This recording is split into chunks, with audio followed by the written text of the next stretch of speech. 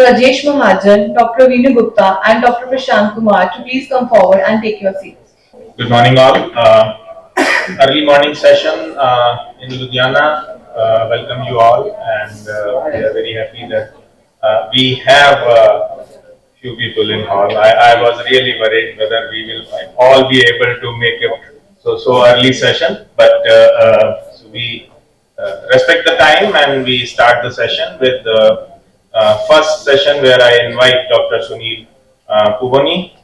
He is Chief Division of Pediatric Critical Care, Mediclinic City Hospital, Dubai, UAE, and his area of interest is especially ECMO, pediatric respiratory and neurocritical care, infection control. I welcome you and please. Thank you, sir. Infection control, as it is close to my heart. Yasin was saying the same thing as well yesterday. We worked together. My topic is antibiotic-free days during ECMO. Is it possible? Is it practicable? So I have no disclaimer. Some of the issues to consider are why do we use antibiotics? Various sorts of organisms and multi-drug resistance that we encounter more often in India. It is there in all the countries, but we see it to a greater extent in our country here. I'll briefly summarize my practice in UK, UAE, and India, and there will be a few recommendations towards the end. So, the reason why we use antibiotics is patients may need ECMO for septic shock, may come with sepsis, as it is one of the important reasons for going on to ECMO as well.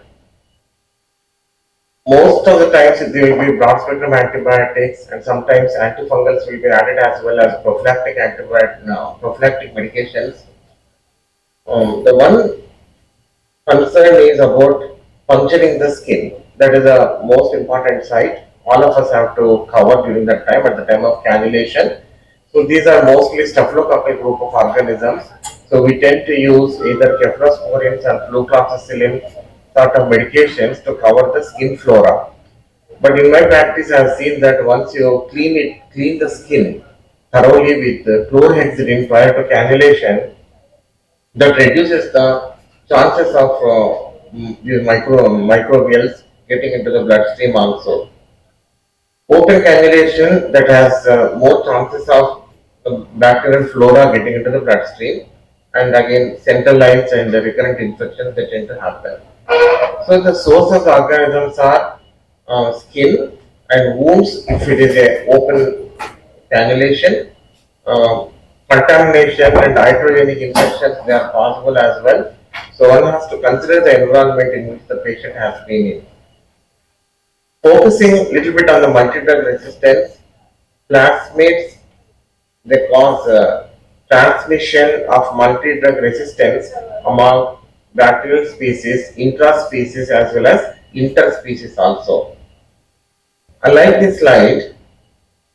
The reason being, though bacteria have been existing for nearly 2.5 billion years, human beings have appeared somewhere here 50,000 to 80,000 years ago. So we cannot say at this stage, let all the bacteria disappear. It is not going to happen. We have to live together with the bacteria, adjust to them, and move along. They will outlive us in future too. There are two kinds of bacteria, the friendly ones and the pathogenic ones. Friendly bacteria are very, very important. I'm sure you know about quorum sensing. Quorum sensing is the way of gene expression. The bacteria in their colonies, they tend to secrete certain chemical mediators through which bacteria communicate with each other, and they transmit drug resistance also as a part of the process. So it is very interesting to know about quorum sensing. My practice in UK used to be like we treat the infection, maintain asepsis, and de-escalate the antibiotics when there is no active infection at the time or once the sepsis is treated. We de-escalate the antibiotics, run the circuit without antibiotics, and there will be monitoring, continuous monitoring, no need for prophylactic antibiotics, but we will, whenever we suspect recurrence of infection, then we restart the antibiotics with active vigilance for the recurrence of infection. Treat it, again de-escalate. This is the way we tend to go. So once I moved to Hyderabad, I came across quite a lot of multi-drug resistant strains at the time. So along with the team, every member of my team is very important in coming to this decision. We introspected our practice by taking all of us into confidence. So the measures were taken were active disinfection of the unit, education and change of practice. It took 3 months time for me to change the bacterial flora on the unit from multi-drug resistant strain to sensitive strains. I insisted on skin preparation with the chlorhexidine washes before any sort of cannulation or even for the cardiac surgery too. 3 doses of antibiotics are usable to cover the skin flora. Then stop unless the infection is active concern. So de-escalation is a principle here. Free to stop antibiotics again when reinfection is suspected, but de-escalate after the treatment course. The reason bacteria are so important is because they are responsible for 20 to 40% of the mortality in our Indian scenario. They decide the duration of ECMO, and each new infection coming in, the duration of ECMO gets extended by a week to 10 days. And there are other antibiotic uncertainties also, like antibiotics are made by different companies, and the sensitivity pattern also tends to vary depending on the purity of the medicine from different companies. It is very difficult to assess which one is having better purity compared to the other, but one need to keep this in mind as well. Use the interventions as a bundle and no blame culture that has helped me to move forwards. Importance of behavioral change in the healthcare force. When we started doing the introspection about changing our practices, this has been very helpful for us. People have their fixed ideas, and once we are educated together and re-educated, then there is a chance for following strict antibiotic stewardship program. Protein substitute cultures. At one point of time, we used to do that in UK, but it is not recommended. We stopped doing it. So prophylactic antibiotics are not indicated. We are treating an underlying infection. From our study, which was published in the Journal of Pediatrics in 2017, mortality in ECMO cases has seemed to be going up by 20 to 40%, and morbidity, every new infection will increase ECMO duration by 1 week to 10 days. So multi-drug resistant flora will develop with after effects on the multi-system failure as well. The risk factors for sepsis are VAPs, bloodstream associated infections, and catheter related infections also. There are few studies here which have shown the possibility of infection in the neonates versus adults. In this study, AMMO study by Aditya Shah et al., they have shown that 20.5% of the adults developed infection while on ECMO, whereas it was low, around 6% in neonates. In an Australian referral center, as reported by Cecil Ebron et al., here now, if the duration of ECMO is getting prolonged, then infections are also increasing. Adult patients who undergo ECMO are at a greater risk for developing a nosocomial infection. These are the specifications of the bacteria they have isolated from different sites and different reasons. So, moving on, if the duration of ECMO is more than 12 days, then there was a very likelihood of developing infection in this study done in the 2011.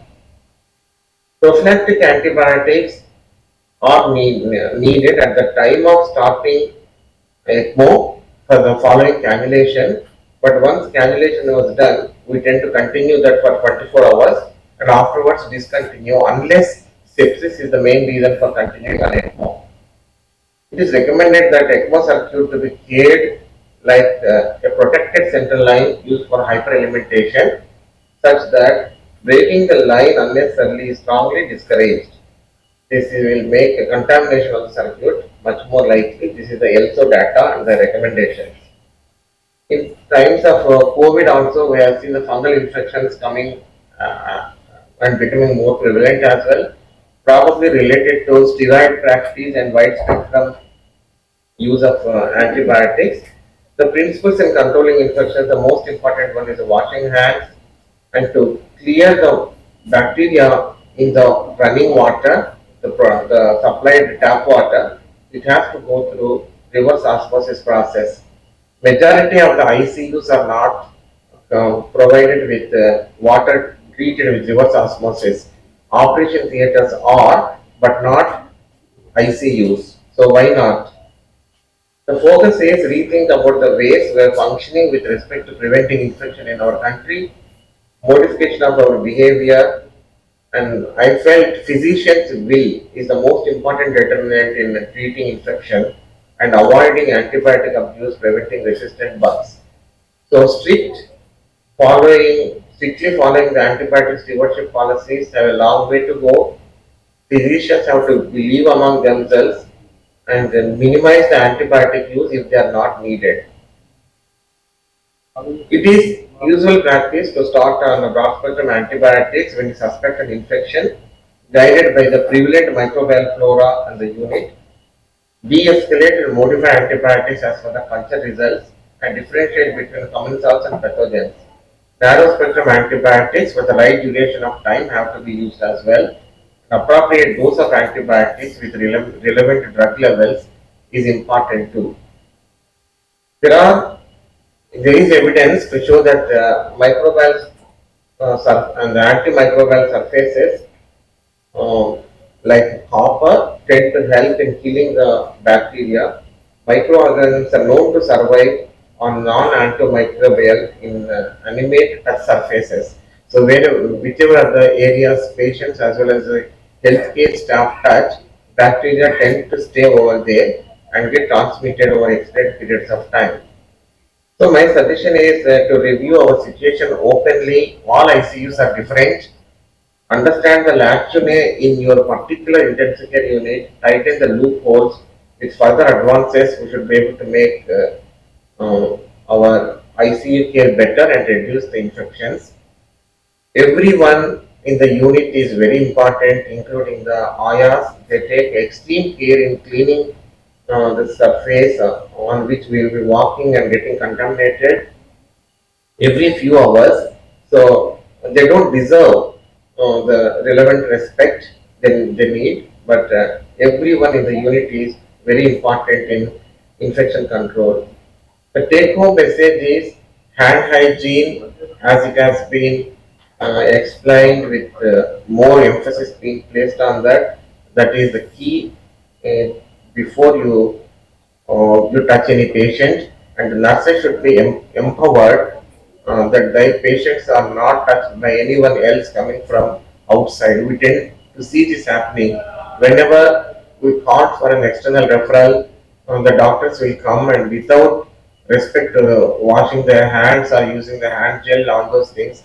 With overcoats, they tend to go and examine the patients. This practice has to be strictly discouraged. The microenvironment, the immediate microenvironment next to the patient is very important, in which the patient is cared for, and changing the way we do things has got a lot of role to play. Antibiotic de-escalation, we tend to forget about this. We start antibiotics, but they keep getting continued without de-escalation. And no blame culture is important. To have a discussion with your colleagues whenever you intend to stop antibiotics or modify the antibiotics. Examine the cost effectiveness of our interventions, and using interventions as bundle is very important. My concept is the immediate microenvironment is very important. To me, the microbial flora in medical ICU is not equal to surgical ICU, not equal to NICU or to PICU. It all depends on antibiotic stewardship practices in that particular unit, how the doctors prescribe antibiotics in these different units, and the way patients are looked after. So flora in all these ICUs are different. There's nothing like there is a antibiotic program or prescription policy for a hospital. It has to be for each and every ICU. Microbial flora depend on the antibiotic prescription policies and staff behavior in the unit. So finally, the recommendations are change the micro environment in the unit first, and then only you can consider stopping the antibiotics in the way I suggested to you earlier. Reduce the number of dictates on the ECMO circuit, and staff education, active surveillance is important. It needs dedication, openness, and reinforcement. It doesn't mean that there are no bacteria going to come. There will be reinfections, but we have to stop by being open and with dedication. It's a dynamic process, possible to stop antibiotics for a period of time on ECMO patients and restart when it's already suspect infection. The multiple benefits, antibiotics and antifungal costs will come down, avoiding drug toxicity and avoiding multi-drug resistance pathogens. As I mentioned earlier, each unit is different. Plan and address the root cause.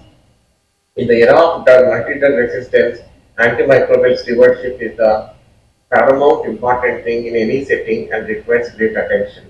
Thank you very much for patient listening. If there are questions, I am happy to answer.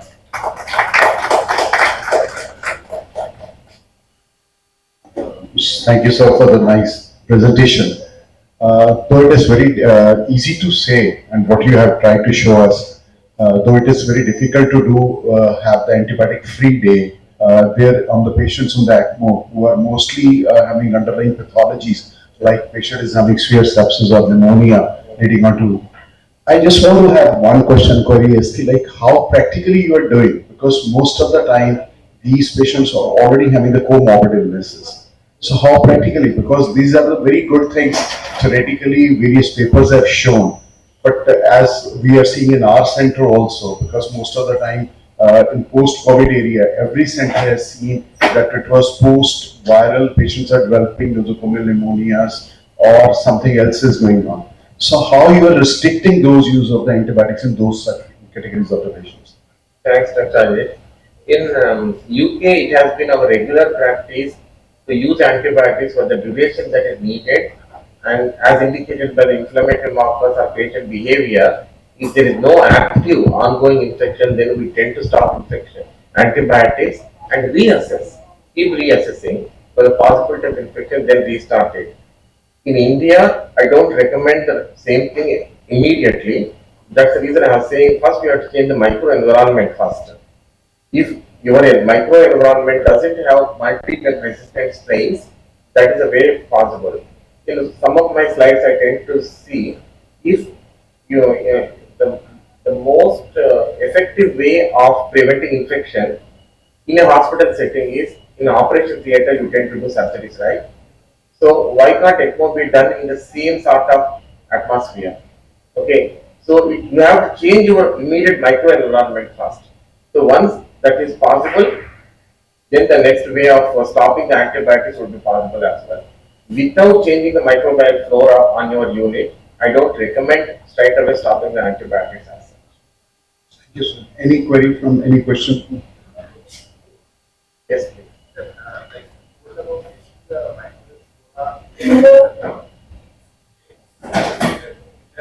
One would be, I think, hand washing you told. What are the other most important steps? Like, it's a very important thing. Like, if we can change the chloride, it will really help to rationalize our antibiotic use and prevent the use of very high-end antibiotics. Yeah. Microbial flora are very intelligent. If we use an antibiotic, they will develop resistance to that. Yatin can support this statement too. So that's the reason we tend to do multi-drug resistant strains also. Though the bacteria is not resistant to that organism, they will develop these plasmates and transmission occurs intraspecies and interspecies also. So with that, they tend to get more resistant. So if you don't challenge them with more powerful antibiotics, though I mentioned in part of my track the talk has come down to the narrow spectrum antibiotics, depending on the sensitivity. If you continue on broad spectrum antibiotics for a longer period of time, no doubt bacteria will be developing and that the end is a multi-drug resistance. I was appalled to hear from my colleagues who said the cost of the antibiotics and antifungals is almost equivalent to the cost of running ECMO in the unit. So that is really not welcome, right? With respect to the cost factor as such. So if you have the first clean the microbial flora in your unit by minimizing the antibiotic use and using the narrow spectrum antibiotics, besides hand washing, not touching the ECMO circuit as far as possible. For the sake of giving medications as such. So another recommendation is to reduce the pigtails on the ECMO circuit. So you are not using it for giving anything or drawing the blood very often. Okay, that way. So first change the microenvironment, then there will be a possibility. And this is what we have been doing in other countries, especially in UK where I was living. Thank you. And group therapy, non-invasive respiratory support, antimicrobial stewardship, and ICU quality improvement. He is the author of Handbook of Intravenous Fluids and he has 21 articles in Index Journal. The special achievements are Fellowship of Indian College of Critical Care Medicine. He is teacher and examiner for critical care medicine. So he is telling us about the use of antifungals, how and when. Then, so as we have from the initial speaker, we have discussed about the antimicrobial stewardship, but nowadays by the ICMR and by the WHO, it is mandatory for every hospital to have antimicrobial antibiotic stewardship as well as antifungal stewardship. So because misuse of antifungals has led to the increased antifungal resistance, so he will be highlighting on the use of antifungals when and how. Over to you, sir. I was enlightened by the talk of Dr. Puvani, and in fact, uh, he has convinced me in convincing myself that too much of use of antibiotics, how it can actually destroy the whole microenvironment of our ICU, leading to so much of antifungal use. And I had a conflict of interest. In last 3 months, I have treated only 2 patients with fungal infection in my 28-bed intensive care unit. So only one patient had, and my average Apache 2 score is 18. So I could achieve is probably because of extensive infection control and a strong antimicrobial stewardship program. And regarding, just to mention one thing, it is very easy to say that de-escalation is possible. But in a study we have done recently, we published in Indian Journal of Critical Care Medicine over 13 months period in our ICU, only 9.5% of the patients we could do de-escalation. There are various factors which can be responsible for lack of de-escalation in intensive care unit. And we are trying to reanalyze our data, and probably in coming days we'll be able to publish the why we could not do it. Thank you very much, the organizing committee, for inviting me to be to give a talk. And of course, you see, it is not my best area of interest. I'm basically more interested in intravenous fluids. But anyway, I'll try to justify the things.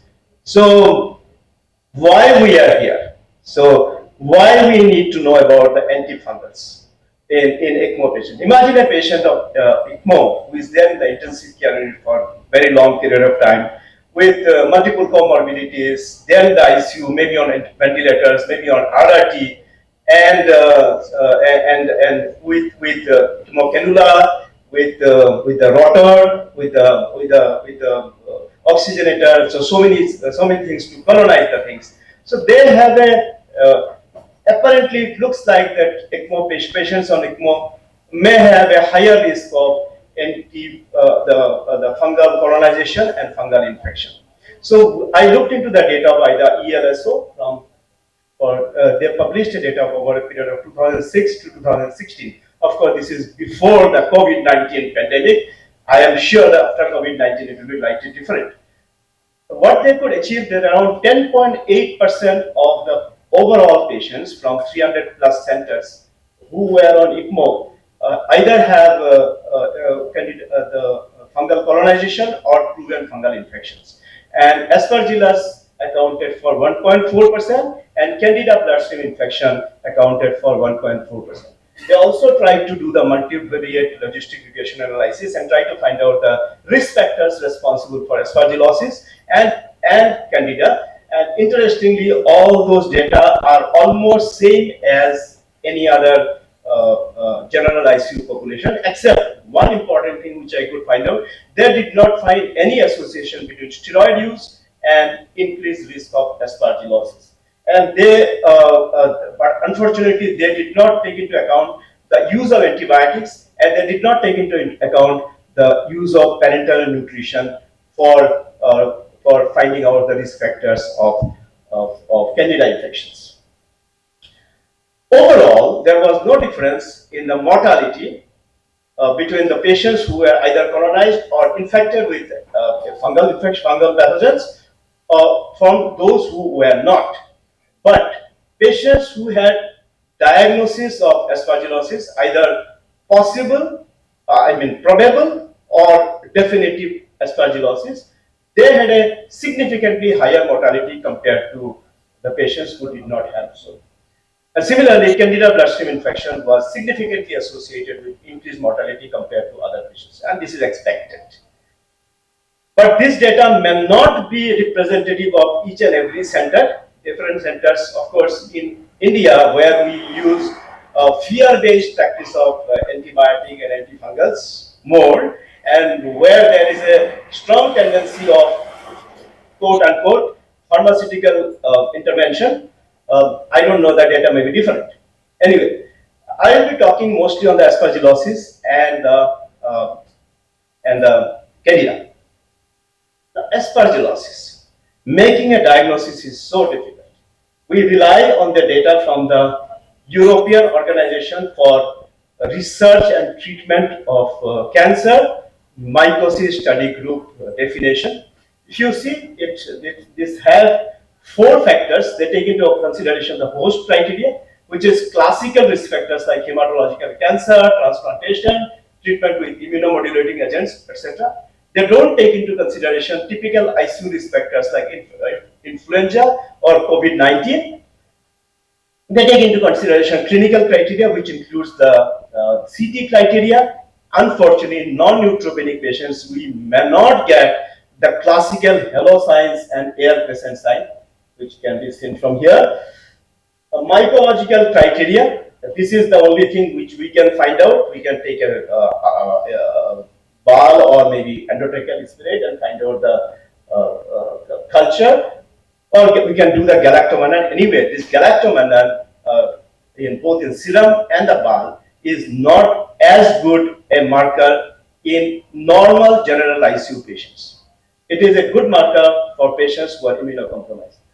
And finally, the proof of invasion. I'm not an ECMO man, but I'm sure how many of our ECMO guys will be patients who are already on some anticoagulant, they will be able to do a bronchoscopy and get a biopsy, take the risk of getting a biopsy to confirm the diagnosis of aspergillosis. I think it will be difficult.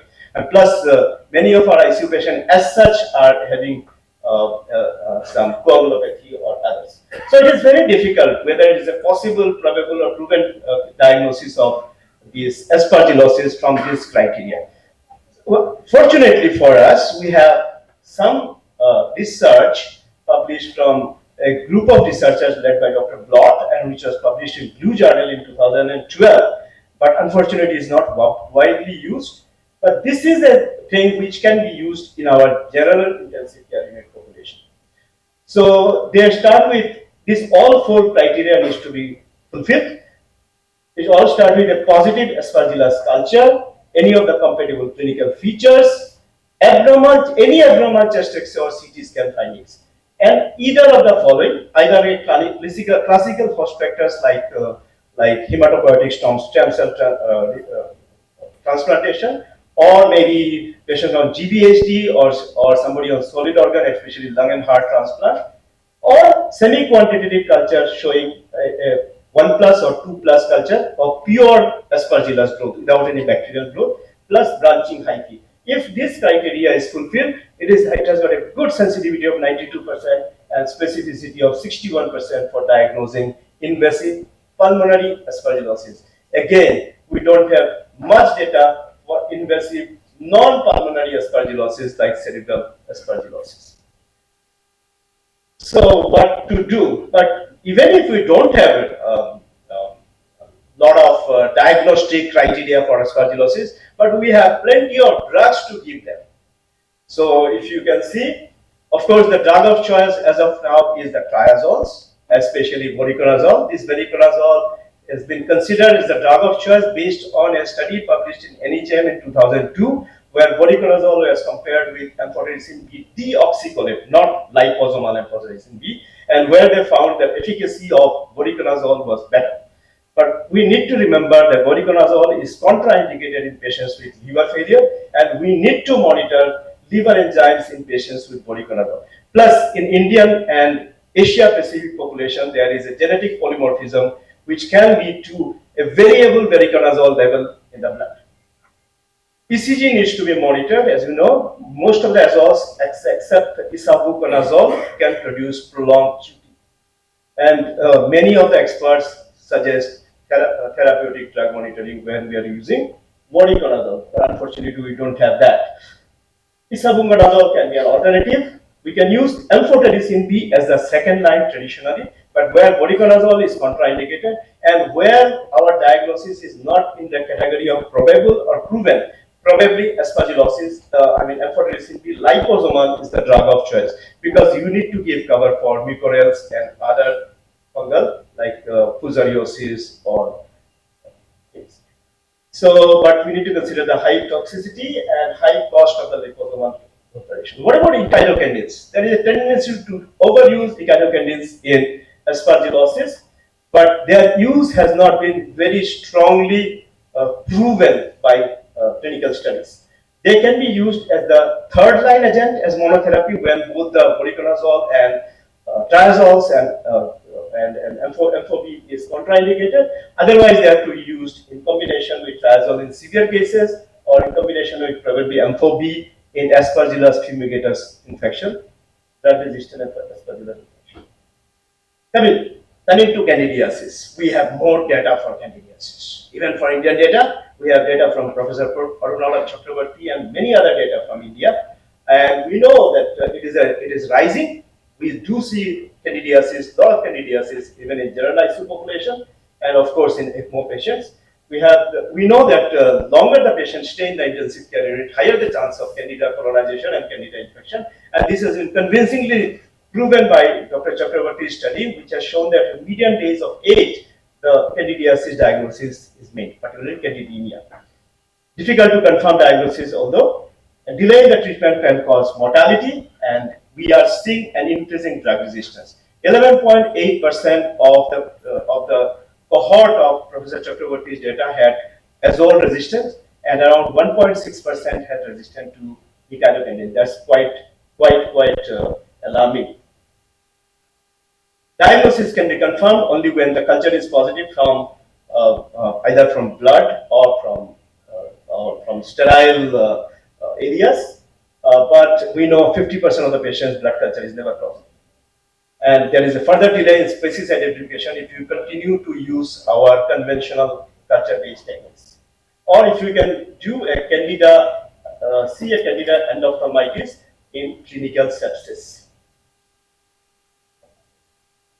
There are different scoring systems who tend to overdiagnose this candida and who are involved with cost. And there are some of these scoring systems like candida colonization index, where you need to do at least 5 surveillance culture from every patient every day, which is very difficult.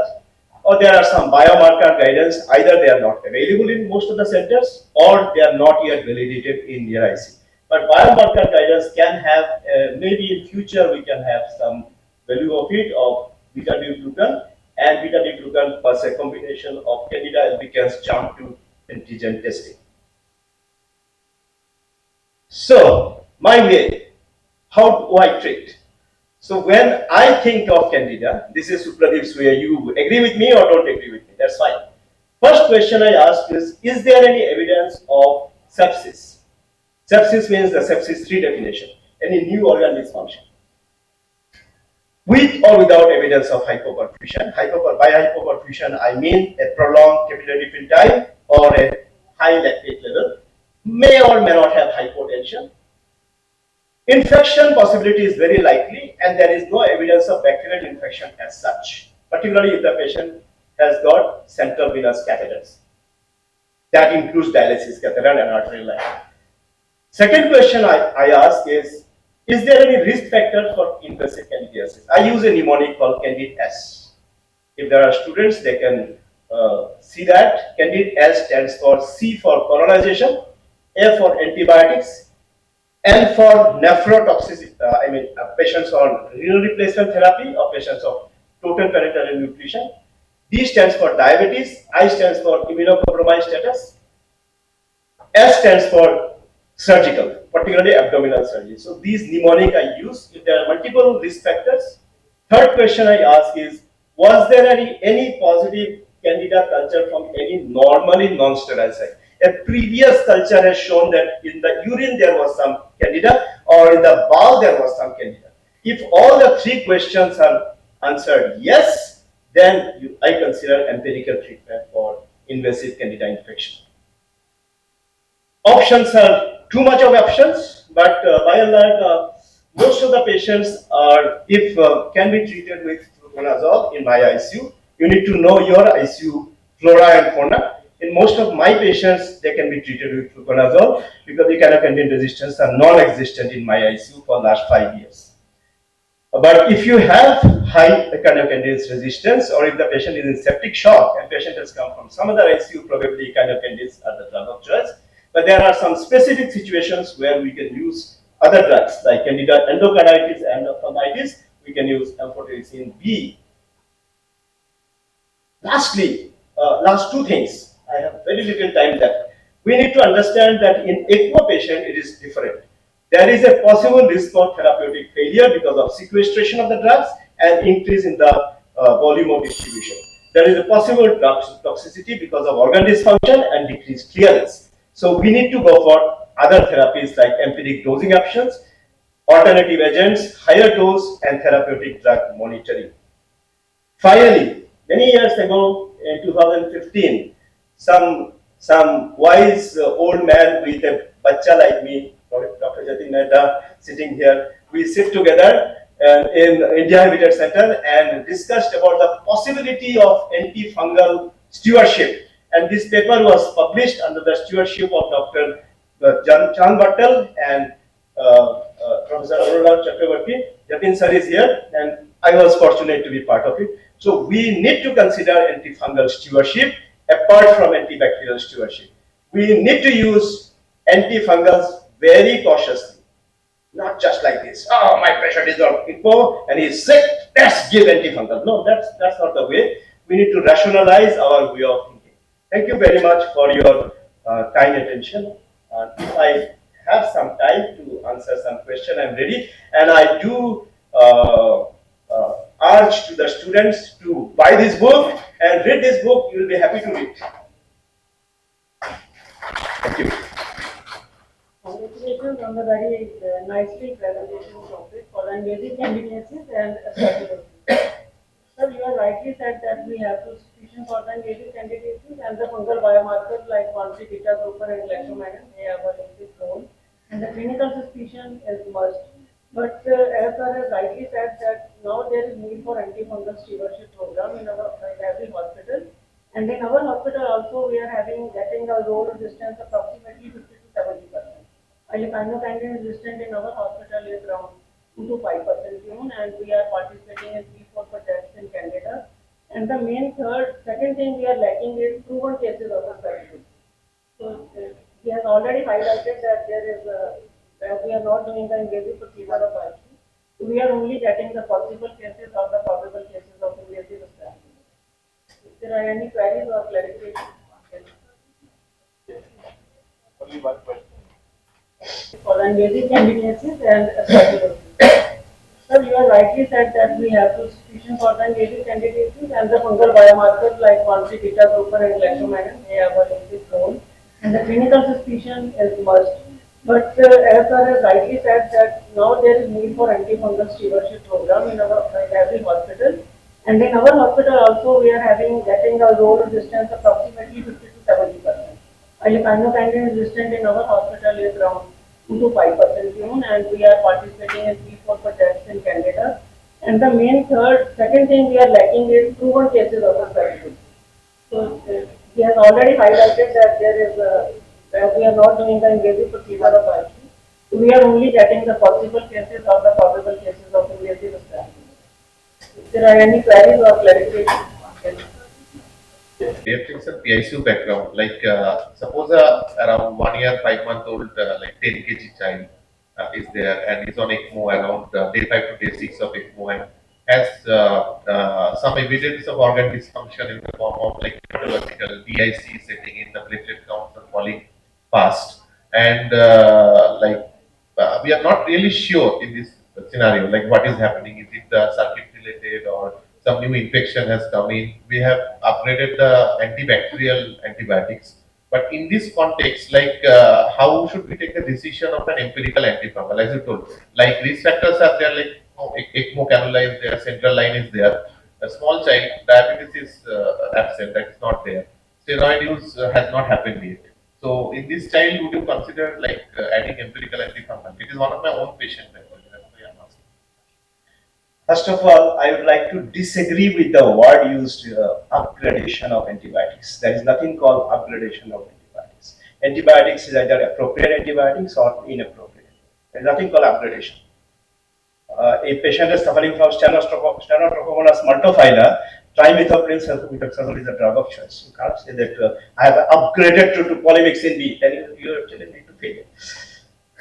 Secondly, again, I don't know the exact scenario in which you are talking about, but I'm a clinician.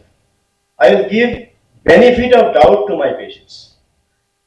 But before giving benefit of doubt to my patients, I would like to see everything into consideration. The more likely possibility is if at all you are suspecting infection, the more likely possibility is a bacterial infection than a fungal infection. All right. So that is very important. So if you still feel that you have done adequate cultures and adequate imagings and you could not find any bacterial infection, then possibly you can think of doing the culture, adding an antifungal. Again, it comes to my mind which antifungal. Again, it is not just use some antifungal. It is which fungal pathogen are you suspecting. So based on this, again, Candida is more common. So probably Candida should be given a cover. So I don't have any very specific answer to your question, but you have to consider multiple factors where you go. I think we'll stop here. Thank you so much. After listening to all about antibiotics and antifungal, and just to carry out what the question our colleague has asked, we are having Dr. Yatin Mehta, who is going to answer all the queries. How to, what are the various biomarkers? How to diagnose having infections in patients who are on this ECMO, anesthesia and Vedanta. His area of interest was critical care and intensive care and cardiac anesthesia. He has a lot of publication and he has published textbook of critical care, had a lot of presentation, and I don't think so any conference there in the critical care in India is complete without his presentations. So I'll request sir to start the last query which that gentleman has asked. He's going to answer all these queries. Thank you. Thank you very much. Very nice two talks. There will be some overlap between mine and Sunil's talk, so please forgive it. But that issue is very important, what Sunil talked about. So there is no harm if I repeat it. I bring you greetings from Medanta, outskirts of New Delhi, Gurgaon, where I work. This is an old ECMO data, and as you can see, the number of cases is increasing worldwide. The number is even larger now. So it's a big ECMO data. I just learned that last year India did 5,000 ECMOs. This is my old paper. Now, why this topic is important is it is important to realize that in the developing countries, particularly with in relation to India. This was a study in 55 ICUs in 8 developing countries. The incidence of bloodstream infection or other VAP and all, so CRBSI and COTI, is significantly higher than the Western data. So we have a higher incidence, much higher incidence in the best ICUs, intensive care centers. And ECMO is obviously a risk factor. In this one particular study, ECMO cannula itself had a 4 times higher risk of sepsis than patients without ECMO.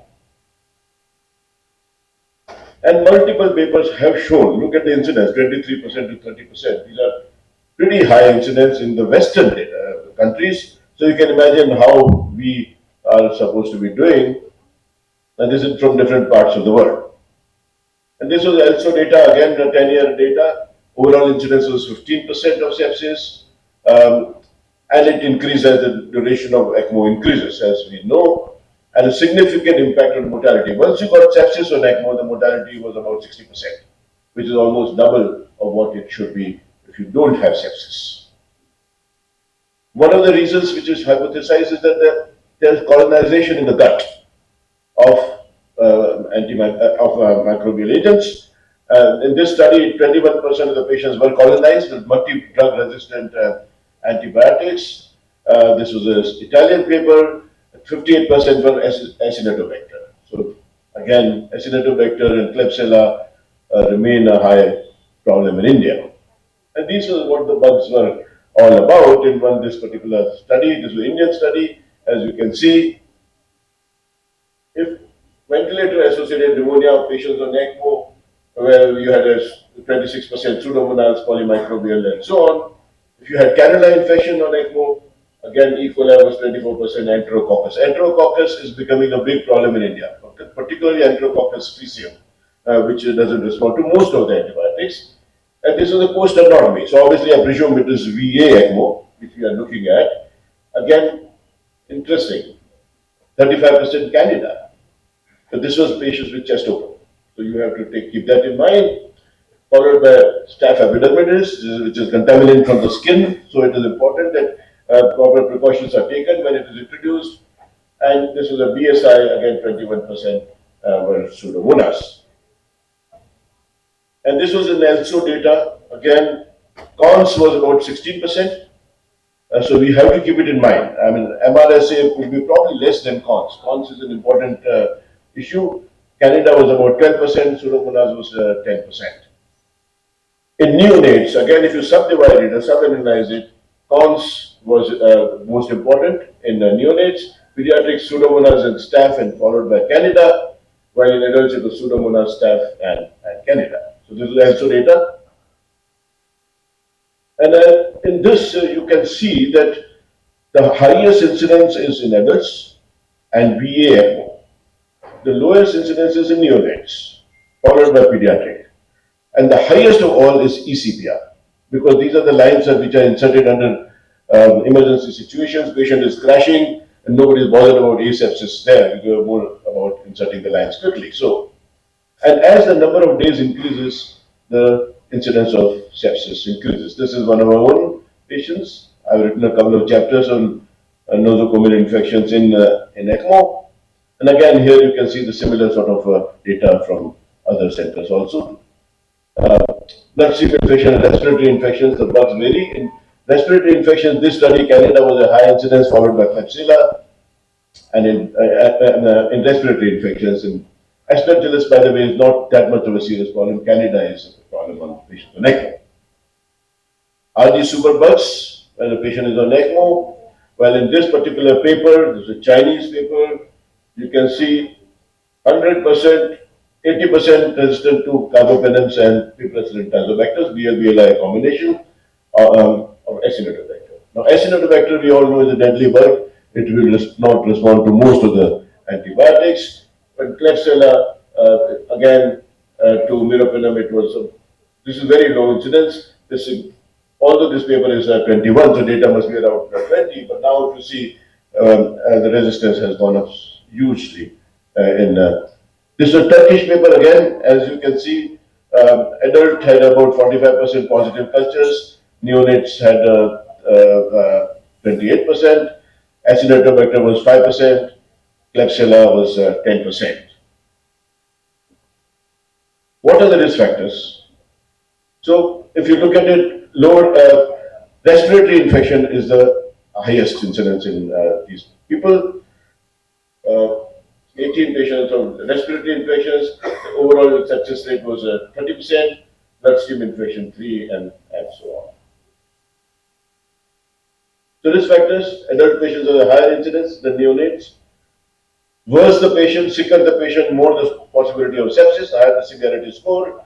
Immunocompromised patients, longer duration of ECMO, longer duration of ICU stay, and VA ECMO has a higher incidence. So duration, as I said, there was a 6% incidence at 17 days. There was a 15% at 15 days, and at 13 days, beyond that, beyond 14 days, it was 30% sepsis rate.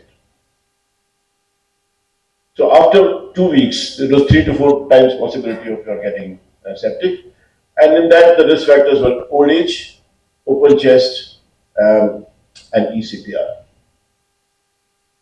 Duration I already talked about. So as the days of ECMO increase, the severity and severity of illness gets worse, incidence will increase. And as I said, now what are the main problems? Why can't we diagnose these? Coming to my own topic.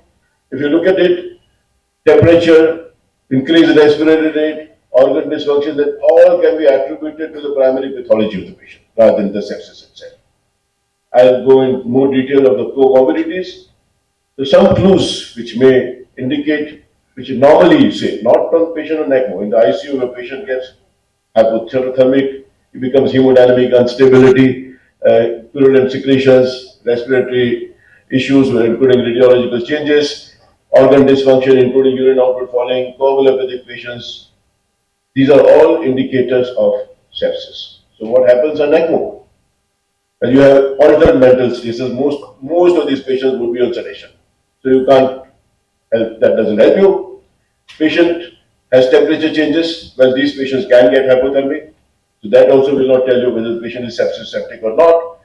Tachypnea, dyspnea, many of them would be probably paralyzed, so it would be difficult. All of them would be on ventilator, presumably. Leukopenia, leukocytosis can happen because of SIRS itself.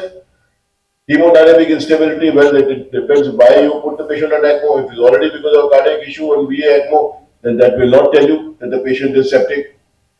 ID markers can be misleading at times because SIRS can also influence, and chest X-ray also, opacified lungs are common in these patients.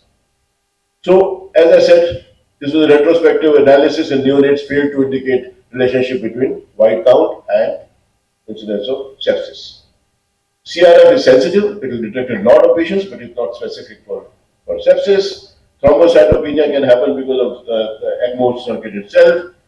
And PCT for bacterial sepsis is a more specific biomarker. Let's come to that in a bit more of detail. So in this study on VA ECMO, a PCT of 2, 1.9 was pretty good cutoff. Because the PCT is more than 2, probably patient has bacterial sepsis. CRP also had a good specificity, 85% and sensitivity of 85%, but the specificity was only 41%. But if you combine both together, CRP and PCT, that had almost 82% sensitivity and specificity. So I think it's a good idea to look at the picture holistically rather than just look at one number. This was a paper by Pappalardo's group. I just published a paper with Pappalardo on adjuvant therapies in sepsis. So they looked at infection odds ratio. PCT and CRP combined had a significantly good, statistically significant marker of sepsis. Age also was a marker, odds ratio 1.8 of presence of infection before ECMO. Many of these patients are already infected. That's why you're there on ECMO. They're mostly pneumonia or other sepsis, and duration of ECMO, longer the duration of the sepsis. Again, this is the ROC curve for PCT in patients treated with VA ECMO. So both combined together will have a good marker. So what does one do if you have a suspected sepsis? That means you have fever, hypotension, increased inotropic requirement, patient is desaturating, leukocytosis, leukopenia. Then obviously you send 2 sets of trial cultures, including fungal culture. Chest X-ray would be done probably on a daily basis. and serum procalcitonin. You obviously start empirical therapy if you have a high degree of suspicion. If your PCT is high and your source is identified as BSI or VAP, then treat accordingly. Treat BSI or VAP. That's what the treatment doesn't change if the patient is on ECMO. And you can do syndromic diagnosis, you can have new biomarkers. If you have high PCT but source is not clear, with sterile cultures and no infiltrate on X-ray chest, look for other causes. It may be just SIRS, it may not be sepsis, so look for anything else. Coming to what is about prophylactic treatment. Sunil said, well, they do not give prophylactic treatment. Let's see what happens in actual practice. Real world evidence. This is a paper by Cow. This was a survey in 132 LSO centers. 74% of the centers administered prophylactic antibiotic. Most of these are Western centers. Routine antimicrobial versus antifungal. Coming to Supradeep's paper, well, antifungals were given prophylactically very little number of patients, fortunately. So the LSO confessed. Many of us on the task force, having managed ECMO for many years without routine antibiotic use, noted tremendous variety in use of prophylactic antibiotics. This was another paper, evidence-based for prophylactic antibiotics, 11 studies, meta-analysis. What did they find? No good evidence found to support routine use of prophylactic antibiotic in most patients. But certain subpopulations, mind you, there is no absolutes in medicine. If the patient's chest is open or it's an ECPR, poor sterile conditions, you should give antibiotics. Obviously, if the patient's primary pathology you will be treating, if it's bacterial, you will give antibiotics. This was also paper, ESICM paper presented, 8 single center studies. Most centers use antimicrobial prophylaxis, but routinely not recommended. That's what they said. In this study, they compared 3 groups. No prophylaxis, single antibiotic in combination, although there was no incidence of significant difference, but they said that the colonization was less likely if the patient was on broad spectrum antibiotics. But I don't think that makes sense to give broad spectrum antibiotic. Again, also task force, no data to support routine prophylactic use. I would recommend that if your ECMO insertions is on the clean side, you can give a single shot of antibiotic just for the ECMO insertion, like a surgical procedure.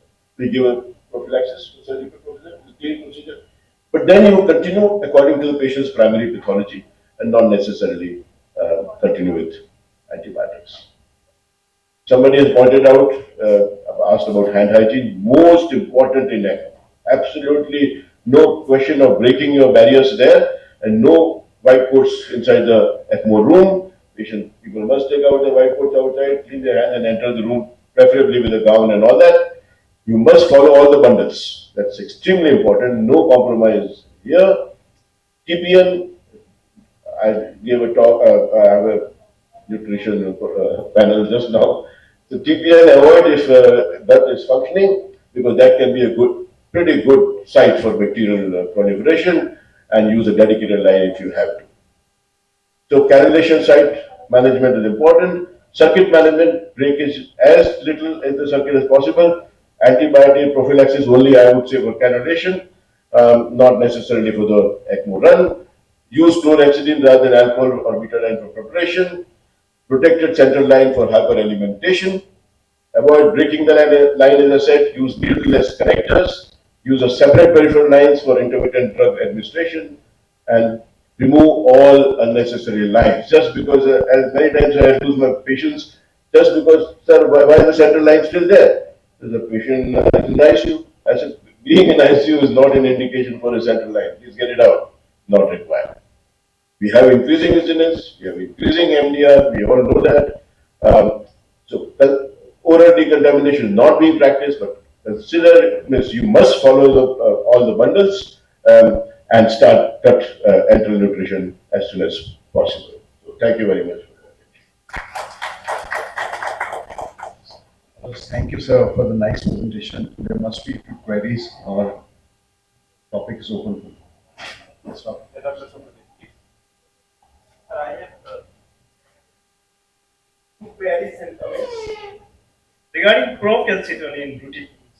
I think there is only one randomized control trial published from US where they tried to use, these are all observational trial data, and we know that procalcitonin can be elevated in any patients with renal failure.